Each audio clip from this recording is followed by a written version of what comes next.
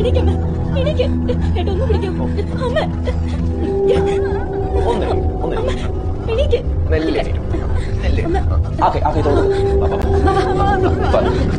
ഏതാക്കില്ല പോണേ താലൂക്ക് ആശുപത്രിയില് തിരിച്ചടേ പോണേ.